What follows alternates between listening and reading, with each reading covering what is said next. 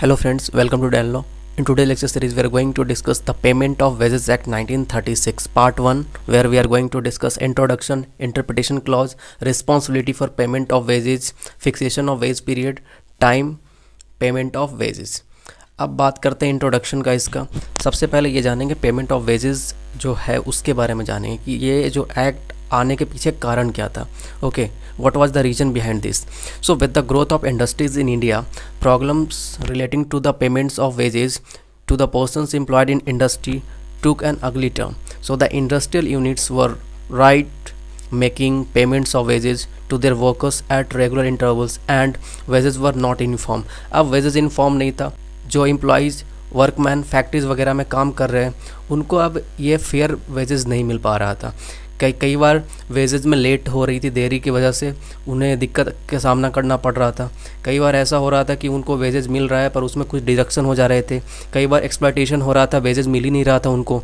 सो इसके लिए इस एक्ट को लाया गया। ओके, तो इसका जो हिस्ट्री है 1926 में गवर्नमेंट ऑफ इंडिया ने एड्रेस किया local government with the view to ascertain the positions with regard to delays which occurred in the payments of wages to the person employed in the industry and practice of imposing fines on them. Okay, investigations हुआ, फिर उसके बाद revealed हुआ, open हुआ existence का, फिर उसके बाद रॉयल कमीशन के सामने रखा गया, जो यानी कि रॉयल कमीशन ऑन लेबर के सामने रखा गया। सो जो सेशन हुआ दिल्ली सेशन 1933 और 1934 के बीच में।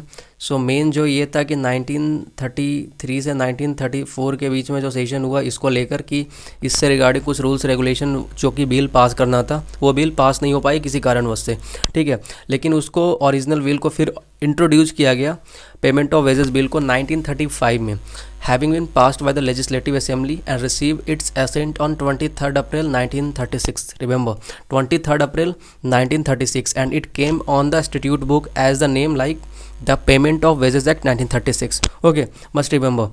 So सबसे पहले ये जानना है कि इंटेंशन क्या था, मंशा क्या था इसको लाने के पीछे। So the intention of the government, the clear intention of the government towards making this law is like for you, यानी कि for employees, for workmen, there should be a fixed wages. Okay, एक fixed wage होना चाहिए ताकि वो पता चल पाए कि और वेजेज कब दिया जाएगा, when wages will be given, वो सेट होना चाहिए। ये क्वेश्चन राइज हुआ कि कब दिया जाएगा, तो that should be on a regular interval. जो वेजेस दिया जाएगा on a basis of regular interval. एक टाइम पीरियड होगा, मान लीजिए कि कोई 1 महीने काम कर रहा है तो 1 महीने का जो वेज पीरियड है तो 1 महीने से काम करने के बाद उसको नेक्स्ट मंथ के 7 दिन के भीतर 10 दिन के भीतर उसको उस पैसे को उसको मिलना चाहिए अकॉर्डिंग टू दिस एक्ट। उसमें ऐसी ऐसी चीज़ें को मेंशन किया गया।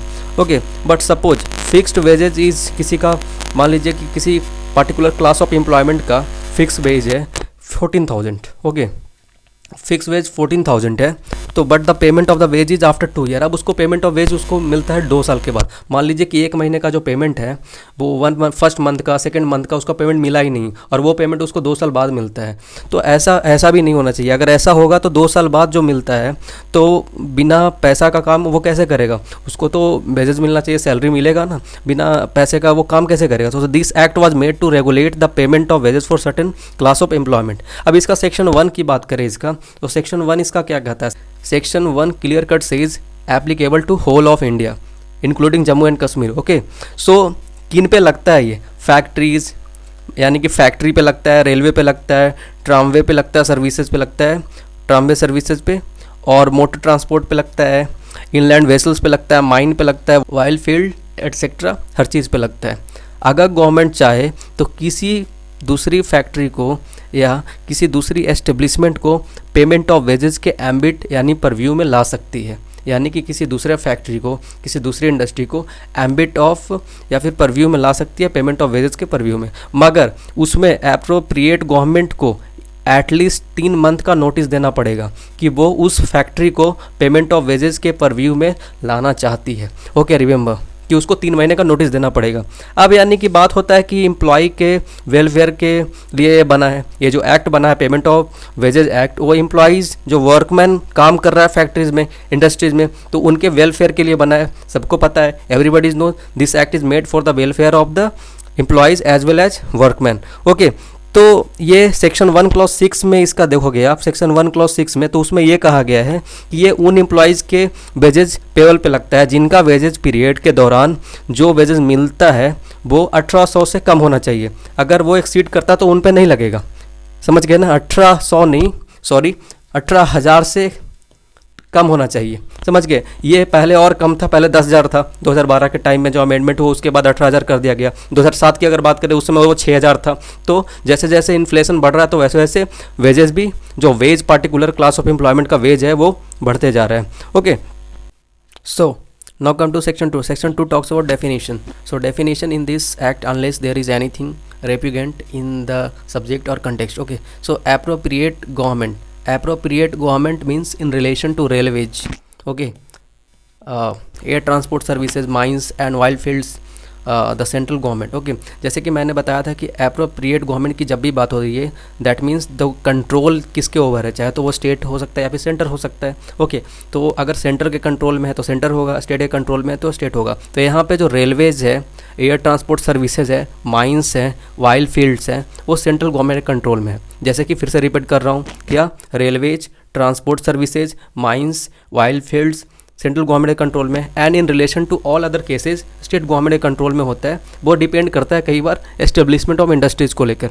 Okay, now come to the employed person. Employed person क्या बात करता है? Employed person includes the legal representatives of a deceased employed person. यानी कि मान लीजिए कोई एम्प्लॉइज है, वर्कमैन है किसी फैक्ट्री का, उसको 15,000 रुपये तनख्वाह मिलता है, ठीक है, 15,000 मंथ का उसका फिक्स है। ओके, मिलता है उतना, पर उसकी डेथ हो जाती है, ऑन डेथ हो जाती है तो उसका लीगल रिप्रेजेंटेटिव को वो पैसा मिल जाएगा। ओके, सो उसका डिसीज जो एम्प्लॉयड है उसका लीगल रिप्रेजेंटेटिव को वो पैसा मिल जाएगा। Now come to the employer. Employer includes the legal representative of a deceased employer. So employer के केस में भी ऐसा ही होगा कि उसका भी लीगल रिप्रेजेंटेटिव होगा। फैक्ट्री के बारे में कहा गया, factory means a factory as defined in clause M of section 2 of the जो कि फैक्ट्रीज एक्ट में डिफाइंड है। जब फैक्ट्रीज एक्ट को देखेंगे तो उसमें ज़रूर देखेंगे जो फैक्ट्री को डिफाइन किया गया वहाँ पे। Now come to 2 clause 2। 2 clause 2 की अगर बात करें तो यहाँ पे बात किया गया इंडस्ट्रियल और अदर एस्टेब्लिशमेंट मीन्स एनी, देखिए इंडस्ट्रियल हो सकता है या फिर अदर एस्टेब्लिशमेंट की बात की गई है यहाँ पे।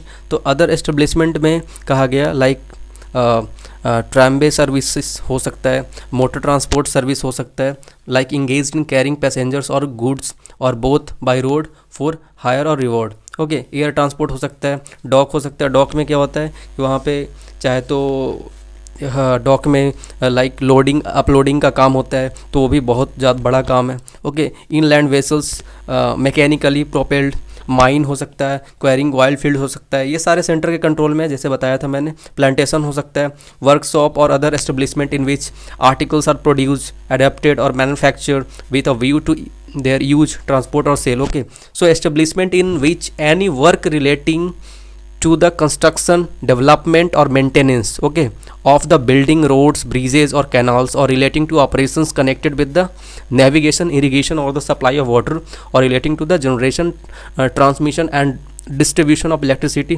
Any other forms of power is being carried on. ये सारे क्या है कि कंट्रोल में, और ये सारे अदर एस्टेब्लिशमेंट मीन्स यहाँ पे ये कहा गया है।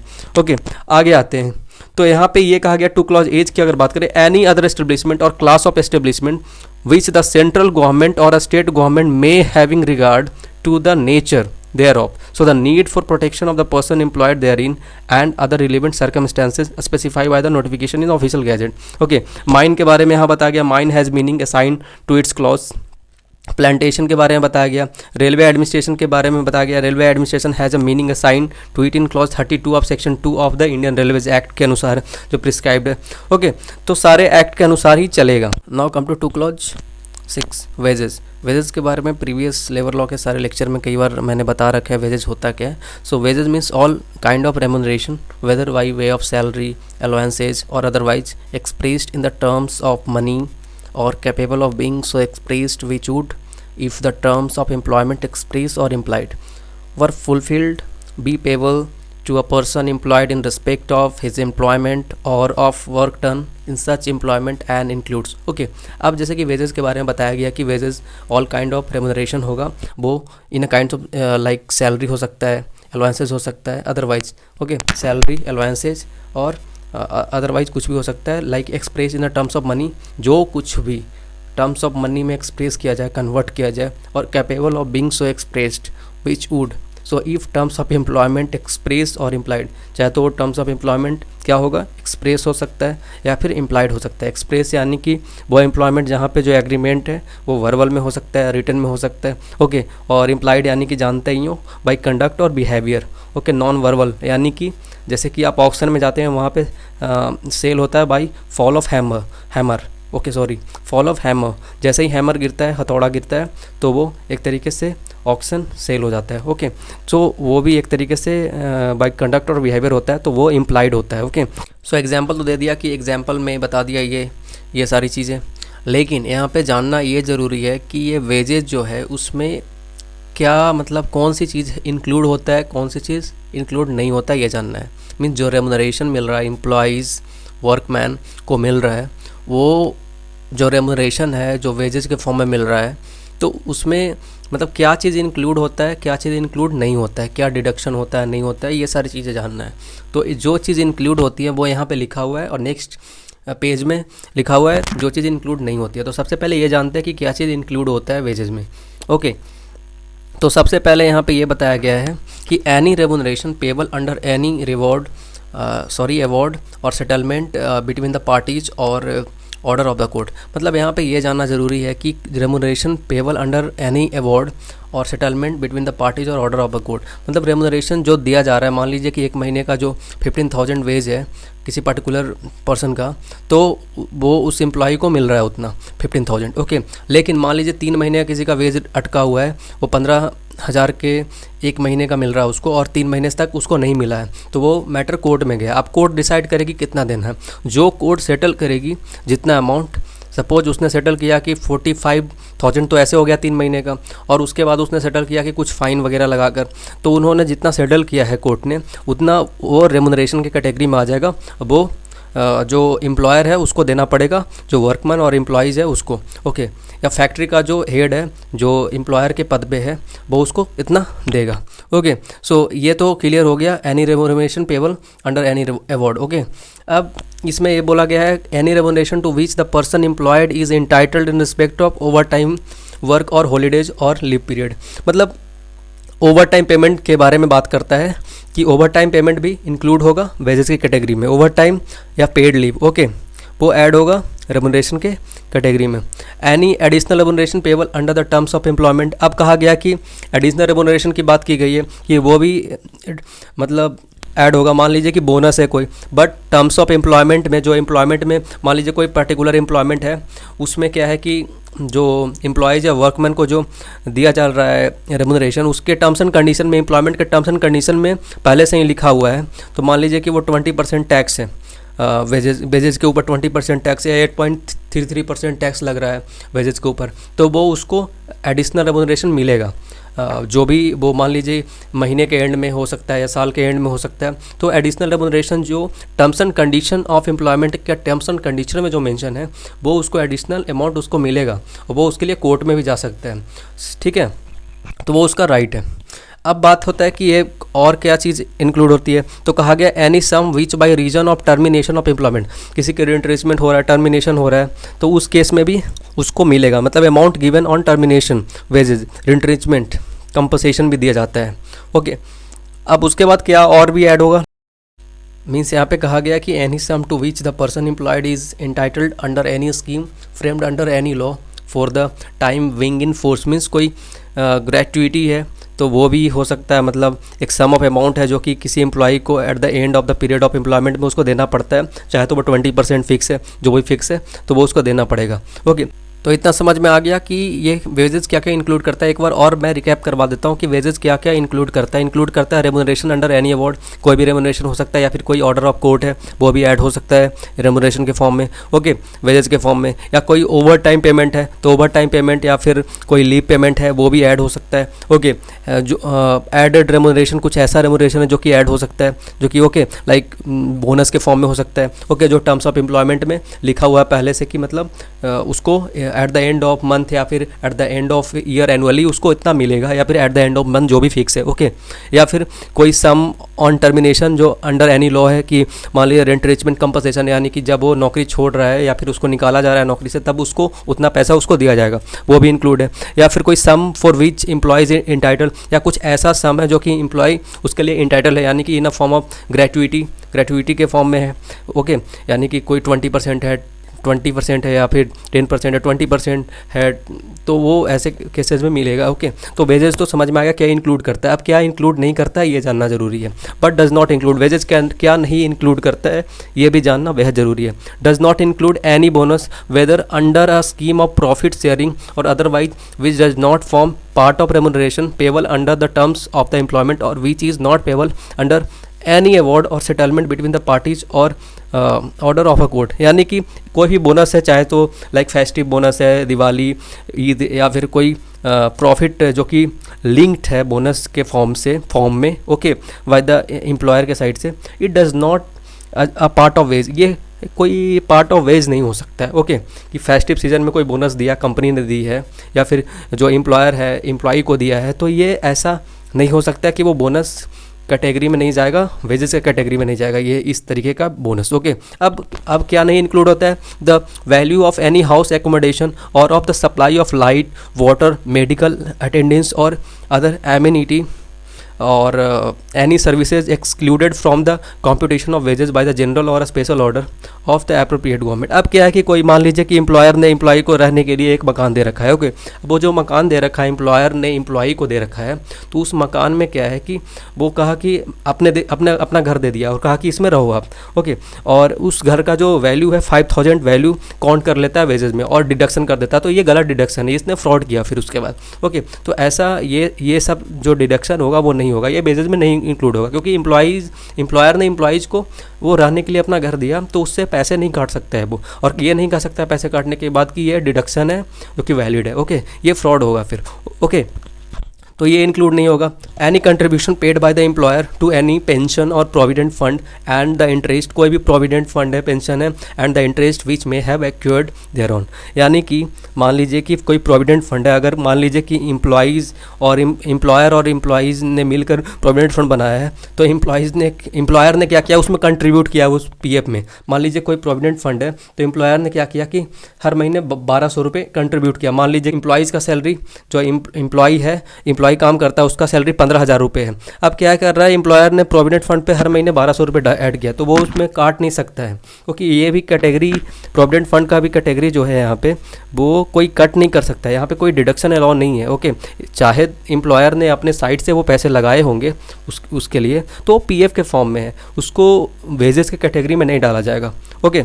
और उसके बाद बात करें एनी ट्रैवलिंग अलाउंसेज और the value of any travelling concession, वो भी नहीं ऐड होगा। कोई ट्रैवलिंग अलाउंसेज है, जाने का खर्चा जो है वो भी नहीं हो सकता है, ओके। अगर कोई समझ गया नहीं, ये सारी चीज़ें है ना, ये बहुत क्लियर है। And sum pay to the employed person to defray special expenses entailed on him by nature of employment or any gratuity payable on the termination of employment in case other than those specified in subclause D। यानी कि मान लीजिए statutory gratuity है जिसके payment और gratuity act में दिया हुआ है, ओके, वो इंक्लूड होगा। मतलब जो स्टेटूटरी ग्रेट्युटी है, जो कि पहले मैंने बताया था जो ग्रेट्युटी क्या होता है, तो वो मतलब at the end of employment उसको मिलेगा, जो एम्प्लॉइज़ है उसको पर्टिकुलर मिलेगा, लॉ ये कहता है कि उसको मिलेगा ग्रेट्युटी, क्योंकि gratuity at the end of employment वो डिस्कस है, को मिलेगा। अगर स्टेटूटरी ग्रेट्युटी है तो उसको मिलेगा। If voluntarily employer is paying the amount on the retrenchment, और suppose if voluntarily employer is paying the amount on the retrenchment or resignation of the employees by own will, that will not a part of definition of wages, okay। अगर कोई employer है voluntarily अगर पे कर रहा है कोई amount on a termination और रिट्रेंचमेंट, रेजिग्नेशन कर रहा है एम्प्लॉय उस केस में, तो बाय ऑन वो भी इंक्लूड नहीं होगा वेजेस के कैटेगरी में, याद रखना, ओके। तो ये सारी चीज़ें कि वेजेज क्या होगा और वेजेज क्या नहीं होगा, ये तो क्लियर हो गया। Okay, now come to section 3। Section 3 बात करता है responsibility of payment of wages. Responsibility यानी कि किसकी दायित्व बनती है, किसकी ऑब्लिगेशन है कि जो वेजेज है उसका पेमेंट करे। तो सबसे पहली बात यह है कि रिस्पॉन्सिबिलिटी टू पे वेजेज, ये तो दायित्व बनती है एम्प्लॉयर की। एम्प्लॉयर यानी जो नौकरी पे रखा है, ओके, जो हेड है डिपार्टमेंट का, ओके, तो एम्प्लॉयर की ड्यूटी बनता है। मान लीजिए फैक्ट्री है, अब इसको रीड नहीं करूंगा, ये बहुत लंबा जाएगा। ओके, सो फैक्ट्री है तो फैक्ट्री का हेड जो होता है मैनेजर होता है, जो मैनेजर वो एम्प्लॉयर होगा तो वो उसको उसकी रिस्पॉन्सिबिलिटी बनती है कि पेमेंट ऑफ वेजेस, जो पेमेंट ऑफ वेज वो करे। ओके, जो फैक्ट्री में मैनेजर करेगा। इंडस्ट्रियल एस्टेब्लिशमेंट कोई है तो वहाँ पे पर्सन जो कि सुपरविजन एंड कंट्रोल में रखा गया है वो करेगा। अगर रेलवे डिपार्टमेंट है तो वहाँ पे जो पर्सन को नॉमिनेट किया गया है वो करेगा। अगर कॉन्ट्रैक्टर है तो पर्सन जो डेजिग्नेटेड है वो करेगा। फिर से एक बार रिवाइज करवा दे रहा हूँ कि रिस्पॉन्सिबिलिटी दायित्व किसी बनती है, फैक्ट्री में दायित्व बनती है मैनेजर का। इंडस्ट्रियल एस्टेब्लिशमेंट में जो कि दायित्व बनती है person for supervision and control है उसकी बनती है। रेलवे के केस में बनता है जो पर्सन नॉमिनेटेड है वो बनता है, और कॉन्ट्रैक्टर के केस में बनता है जो पर्सन डेजिग्नेटेड है। ओके, तो ये सारी चीज़ें तो सेक्शन 3 में क्लियर हो गया। सेक्शन 3 बस ये बात करता है कि किसकी दायित्व बनती है, रिस्पॉन्सिबिलिटी बनती है, ऑब्लिगेशन बनती है कि वो पेमेंट जो है कौन करेगा, तो वो एम्प्लॉयर करता है। और फैक्ट्री केस में मैनेजर, इंडस्ट्रियल एस्टेब्लिशमेंट के केस में person for supervision and control, railway के केस में पर्सन जो नॉमिनेटेड है, और कॉन्ट्रैक्टर के केस में पर्सन जो डेजिग्नेटेड है। ओके, जो डेजिग्नेटेड है। ओके, इसको आप याद रखना। Now come to section 4। Section 4 बात करता है फिक्सेशन ऑफ वेज पीरियड, यानी कि every person who is responsible for the payment of wages under section 3। जो सेक्शन 3 में जो रिस्पॉन्सिबल है, जैसे मैंने बताया था, self fixed period in this effect refer to as a wage periods in respect of which such wage period shall be payable. No wage period shall exceed 1 month। देखिए veg period होता क्या है, मान लीजिए किसी का वेज 7 दिनों के ऊपर फिक्स है, किसी का 15 दिन का काम करने का फिक्स है, किसी का 1 महीने का फिक्स है। मतलब इसको 7 दिन काम करने पे सैलरी मिल रहा है, इसको 15 दिन काम करने पे सैलरी मिल रहा है, और इसको 1 मंथ करने पे सैलरी मिल रहा है। तो ये कहा है कि 1 महीने से ज़्यादा इसको नहीं बढ़ा सकते। ये जो वेज पीरियड है 7 दिन तक तो सही है, 7-7 दिन पे दे रहे हो पेमेंट आप, 15-15 दिनों पे दे रहे हो पेमेंट आप, कोई दिक्कत नहीं है, लेकिन आप 1 महीने के बाद नहीं दे सकते। Okay, means wage period can not be exceed more than 1 month. Okay, 1 month से ज़्यादा आप एक्सीड नहीं कर सकते। It's can not be exceed 1 month. Okay, so ये आपको ध्यान में रखना है कि वेज पीरियड इतना एक्सीड नहीं होगा। Okay, so now come to section 5। Section 5 time of payment of wages, ये बात करता है the wages of every person employed upon और इन। फर्स्ट केस बात करता है कि एनी रेलवे, फैक्ट्री और इंडस्ट्रियल और अदर एस्टेब्लिशमेंट। इसमें यह कहा गया कि कोई भी अगर काम कर रहा है ना, चाहे तो वो रेलवे, फैक्ट्री और इंडस्ट्रियल और अदर एस्टेब्लिशमेंट में काम कर रहा है, तो उसका सैलरी कैसे मिलेगा, उसका जो वेजेज है, रेमुनरेशन किस फॉर्म में मिलेगा, कैसे मिलेगा। तो एनी रेलवे, फैक्ट्री के केस में मान लीजिए कि 1000 से कम एम्प्लॉई है, 1000 से कम एम्प्लॉय काम कर रहा है, तो 1000 एम्प्लॉयड है, लेस देन 1000 एम्प्लॉयड है, तो यहाँ पे क्या होगा कि before the expiry of 7th day after the last day of the wage period. मान लीजिए कि वेज पीरियड 1 मंथ का है, ठीक है। मान लीजिए कि फर्स्ट जनवरी से लेकर 30 जनवरी तक वो काम किया, 1 महीने पूरा काम किया, तो उसको फरवरी 7 तक उसको पेमेंट मिल जाना चाहिए। इस केस में ये कहा गया कि इस केस में रेलवे, फैक्ट्री और इंडस्ट्री के केस में, मतलब मान लीजिए फरवरी में काम किया है तो उसको मार्च के 7 तारीख तक, या फिर मार्च में काम किया है तो अप्रैल का 7 तारीख तक उसको पेमेंट मिल जाना चाहिए। मतलब at the end of month उसको 7 दिन का टाइम पीरियड दिया जाएगा एम्प्लॉयर को, और उस 7 दिन के टाइम पीरियड के बीच में ही उसको पैसे उसको देना पड़ेगा एम्प्लॉय को। ओके, मान लीजिए कि 1 महीना आपने काम किया है, तो 1 महीने के बाद जो 7 दिन, नेक्स्ट मंथ का 7 दिन जो गिरेगा 1 से 7 तक, तो 1 से 7 के डेट में उसको वो पैसा देना पड़ेगा, ये कहा गया। अब बात करते हैं बी में कहा गया है कि like before expiry of the 10th day after the last day of the wage period, यानी कि अदर केसेज में बताया गया है कि एनी अदर रेलवे, फैक्ट्री और इंडस्ट्रियल और other establishment shall paid before the expiry of the 10th day. यानी कि मान लीजिए अदर केसेज में बताया गया कि मतलब मान लीजिए कि वो जनवरी में काम किया तो उसका जो पेमेंट मिलेगा वो 10 तारीख तक उसको पेमेंट मिल जाना चाहिए, नेक्स्ट मंथ के 10 तारीख तक, 10 तारीख तक उसको अदर केसेज में मिल जाना चाहिए। तो वही यहाँ पे कह रहा है कि any other railway, factory, industrial और other establishment shall be paid before the expiry of the 10th day after the last day of the wage period. Wage period मान लिया जाए suppose the wage period of 1 month, तो 1 month का जो wage period है means 30 days का है, मान लीजिए कि जनवरी का टाइम है, तो उसको 10 फरवरी के अंदर, मतलब 1 फेब से 10 फेब के बीच में उसको सैलरी यानी कि रेमुनरेशन जो वेज है जिसको कहते हो वो उसको मिल जाना चाहिए। ओके, अब आगे बात करता है, इसी केस में बात करता है कि इन केस ऑफ डॉक और जेटी के केस में, डॉक और जेटी के केस में डॉक यानी कि जिसमें लोडिंग अपलोडिंग का काम होता है, तो उस केस में बिफोर एक्सपायरी ऑफ 7 डे, मतलब 7 दिन के अंदर उसको पेमेंट मिलना चाहिए, before expiry of the 7 day from the day of the completion of work. देखिए अब डॉग का जो काम होता है इसमें लोडिंग अपलोडिंग का काम होता है। सो ये केस क्या काम है, काम कंप्लीट हुआ, पैसे हाथ में चाहिए। तो इस केस में क्या कहा गया, जो वेज पीरियड जो फिक्स किया गया है वो 7 दिन किया गया है। यानी कि मान लीजिए आज 10 तारीख है, तो 10 तारीख आज है तो 17 तारीख तक उसको पेमेंट मिल जाना चाहिए। यानी कि काम का ख़त्म होने के तुरंत बाद 7 दिनों के अंदर उसको पेमेंट देना है। यानी कि the payment should be before the expiry of the 7 day from the day of the completion of work. Okay, तो ये समझ गए। In case of termination of work, मान लीजिए किसी को रिट्रेंचमेंट किया गया, टर्मिनेट किया गया है या कोई रिजाइन किया है, तो before expiry of the second working day, मान लीजिए कोई 20 तारीख को नौकरी छोड़ा है या फिर वो रिजाइन किया है, तो 20 तारीख को टर्मिनेट उसको किया गया है, उस एम्प्लॉय को, उस वर्कमैन को, तो उसको पेमेंट 2 दिनों के भीतर मिलेगा। यानी कि 21 और 22 के बीच में, मतलब मिड ऑफ 21 22 उसको मिल जाना चाहिए पैसा। ओके, मतलब 2 दिन टाइम मिलेंगे एम्प्लॉयर के पास कि वो एम्प्लॉय को, वर्कमैन को पैसा दे दे। ओके, जो टर्मिनेट हुआ है।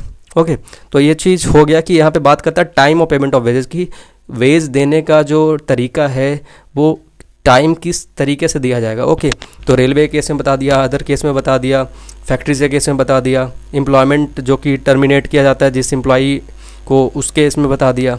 तो ये सारे क्लियर हो गए। अब बात करते हैं सेक्शन 6। सेक्शन 6 बात करता है wages to be paid in current coin और करेंसी नोट्स। तो इसके बारे में भी जान लो कि वेजेस जो है सेक्शन 6 में बताया गया है, जैसे कि करेंसी के फॉर्म में दे सकते हैं, क्वाइंस के फॉर्म में दे सकते हैं, चेक के फॉर्म में दे सकते हैं और बैंक ट्रांसफ़र भी कर सकते हैं। ओके, फिर से रिवाइज कीजिए, करेंसी, क्वाइंस, चेक, बैंक के फॉर्म में दे सकते हैं। 2017 में अमेंडमेंट हुआ जिसमें अप्रोप्रिएट गवर्नमेंट चाहे तो सर्टेन एम्प्लॉयमेंट के लिए चेक या बैंक ट्रांसफ़र से वो पेमेंट दे सकती है। बेसिकली पीएसयू में अगर आप देखते होगे तो पब्लिक सेक्टर अंडरटेकिंग्स में वहाँ पे जो भी काम करते हैं, जो सरकारी जो लोग होते हैं, कर्मचारी होते हैं, उनको जो पैसा मिलता है वो गवर्नमेंट उससे रूल बना सकती है वो चाहेगी तो, लेकिन उनको जो पैसा मिलता है वो बैंक ट्रांसफ़र होता है या फिर चेक के फॉर्म में मिलता है। सो ये टॉपिक हो गया क्लियर।